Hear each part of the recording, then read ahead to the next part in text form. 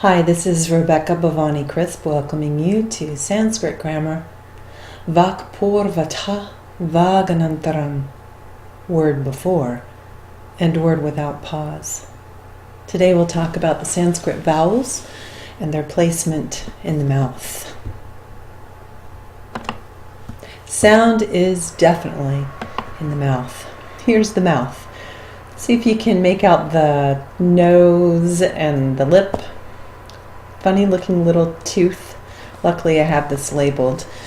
So we began our journey of sound in the mouth at the back of the mouth, the soft palate. This is called the guttural part of the mouth. We make guttural sounds from here. It's a combination of the back of the tongue and the soft palate. So if you open your mouth wide and you start playing around with the different configurations and shapes of space that you can make between the soft palate, the cheeks, and the back of the tongue, you'll eventually discover all the guttural sounds. So let me demonstrate.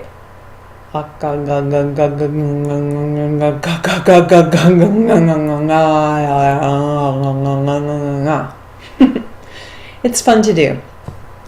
Maybe driving around in traffic. Next part of the mouth is the palatal sounds made in the hard palate. Here we have the relationship between the middle of the tongue and the top of the roof of the mouth, the very top of the dome of the palate. You feel a curve there. The center of the tongue begins to move towards the roof of the mouth. So the tongue is shaped usually like this. We're relaxed. As the tongue moves up, the lips might make a smile. And here we have the palatal experience of sound, the labial, this is lips. So actually, all the sounds in Sanskrit are made with the mouth open. The lips do not touch, except for 5 letters in the labial part of the mouth. Can you guess what they are? I'll give you a hint. One of them. So here, the lips touch. As well, if the lips move forward. Woo. Oh.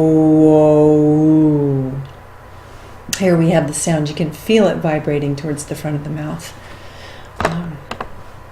Okay, the retroflex part of the mouth. If you were to take, why don't you do this with me? Take the tip of the tongue to the base of the top teeth. And then draw the tongue back on the back side of the teeth and then across the palate. You'll feel that little ridge, that bump right behind the teeth.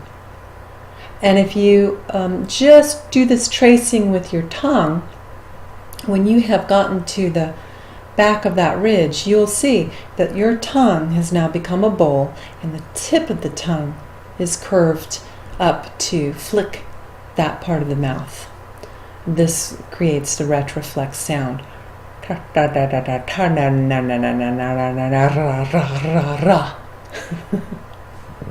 That's a prelude.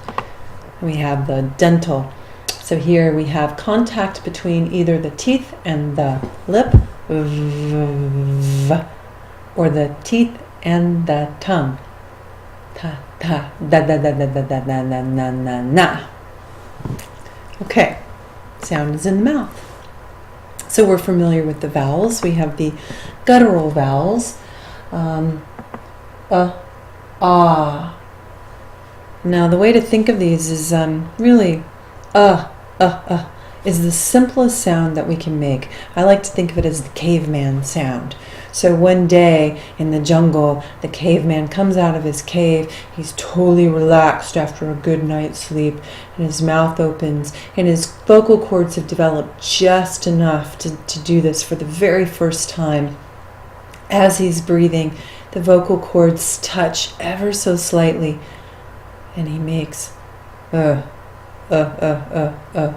sound. You can even feel the vocal cords. Well, he was so surprised by the sound that he made that he then opened his mouth wide. So we have the second vowel, the long ah. Be careful moving this cursor, it makes the picture funny. Sorry if that happened. So we've got ah. You can feel them in the back of the throat. The palatal vowels. Here again, a little engagement between the center of the tongue and the top of the mouth. Here we're celebrating the cathedral of the mouth, right up through the crown of the head. So we smile a little. E, e, e, e, e, e. And you can play with, almost like the letter I is a pencil that's tapping in the middle of the mouth. E, e, e, e, e. The labial vowels. Oo, oo, oo, oo. And relax everything enough to feel that vibration. Here the retroflex. When you see the R with a dot under it, it is a vowel. It acts like a vowel in the Sanskrit language. A word you might be familiar with, vritti. Vritti. Maybe you're not familiar with vrittis, but I am. That is using this vowel. So curl the tongue back, v, r, and ri, ri. Some books say the R is not rolled, but I find when my mouth is relaxed and I go to that sound, there's a natural fluttering of the tongue that happens. Diphthongs. This is a combination of some of the letters that we've already talked about. The palatal diphthongs end with the e sound, so the sound really comes right up to the center of the palate. We've got short a plus e.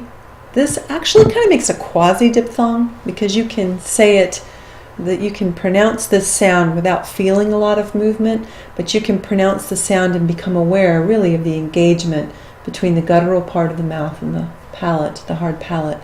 It sounds like this. A. Long I plus E, here we really feel the movement.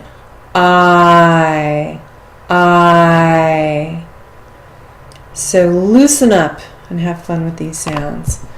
We'll come all the way to the labial diphthongs. A plus U makes O. And if you hang out on that O and you relax everything, O, you can feel and hear that caveman origin of all sound. Actually, they say the short ah might be the origin of all creation. Read the Gita. It'll say it much more eloquently than I just did. The long ah plus the u, ow, ow. And if you close the lips and touch the lips at the end of that, ow. We've now moved across the whole entire gamut of sound in the mouth, from the back to the front, ah to the oo, ow. These are the vowel placements in the mouth. We have two more things to talk about, the visarga and the anusvara. These become very important when we get into the sandhi rules of combining words, but they're also important in the pronunciation. First of all, the visarga is denoted by this H with the dot underneath it. Anusvara is denoted by the M with the dot on top. Be aware some fonts have that M with the dot on the bottom. These always follow a navel. That was funny. These always follow a vowel. Many words end in the visarga or the anusvara after being declined or conjugated. So words will end either in a vowel. Some consonants, you'll see one consonant at the end, but more often than not, the visarga or the anusvara. So the visarga is an unvoiced breathing. It's a way to give honor to the breath at the end of the word. Often in our rules, our grammar rules, words might end with the letter S, sometimes with the letter R. But in translation, when we actually use them, those S's, that S, that R will turn into the Visarga. We've already seen it in a previous verb chart. We'll talk more about that in a lesson coming up. In the modern language, in India, you'll hear the Visarga as almost an echo of the vowel before it. So our first one, if we have the short before the Visarga, might be pronounced either or So you hear the breath. Ihi, ich, uhu, like this. Anusvara affects the sound of the last portion of the vowel just before it. It makes it slightly nasal. We have access to the nasal sound with all the placements in the mouth.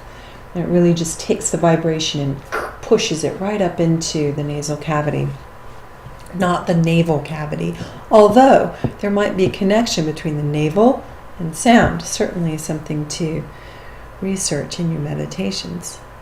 Also, we'll see a lot of Sandhi rules and hear a lot of Sandhi rules with the Anusvara. It changes to the nasal that corresponds to the following sound. Here's an example. This word should be spelled S-A Anusvara kya, but the nasal sound in the guttural part of the mouth that corresponds to the kya actually is a different letter. And so we pronounce this sankhya because the Anusvara changes to that sound. Sankhya. Some dictionaries even have it spelled with the N.